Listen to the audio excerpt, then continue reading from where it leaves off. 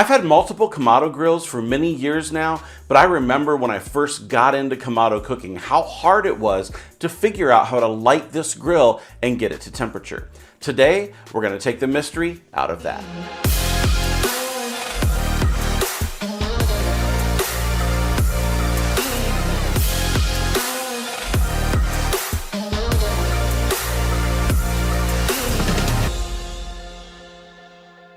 The difference between success and failure with a Kamado grill is all about managing three things.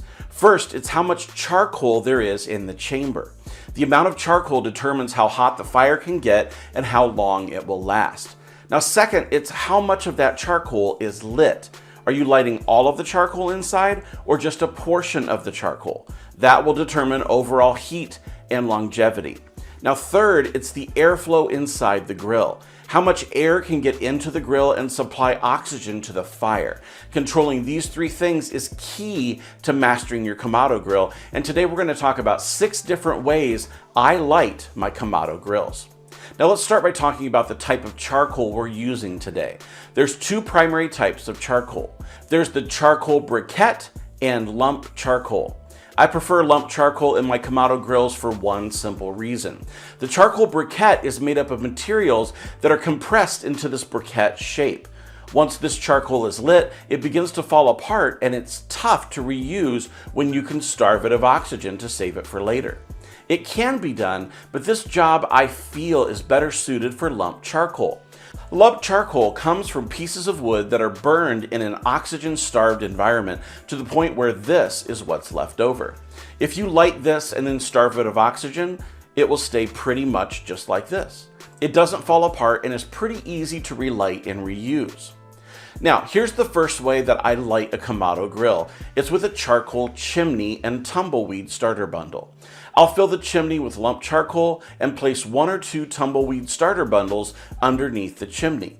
I'll either light them from the side holes in the chimney, or I'll just lift the chimney up, light the bundles, and set the chimney back on top to get started. This method takes between 20 and 30 minutes to get the coals good and hot before you pour them into the Kamado.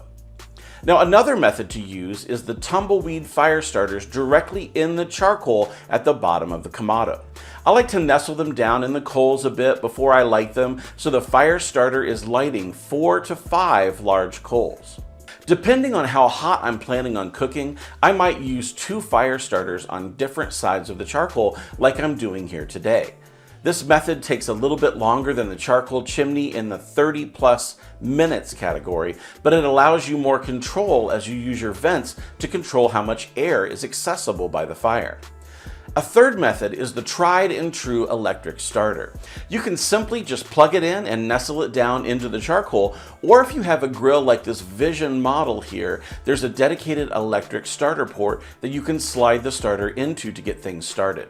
Now this is quite a bit faster than the tumbleweeds directly in the coals, and it started this Vision grill up in just 14 to 15 minutes. The fourth method is called the Looftlighter X, and it's a cordless fire starter that runs off this huge battery here to get things started. You load in the appropriate amount of charcoal for the cook that you're planning and press the tip of the Looftlighter X up against a piece of charcoal and power on the device.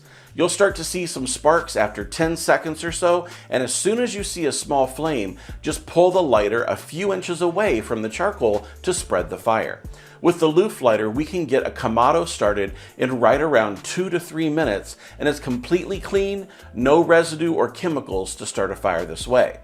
Now, if you like the traditional charcoal chimney, but you're ready to take it up a notch, I want to introduce you to the Barbecue Dragon fan and the Chimney of Insanity.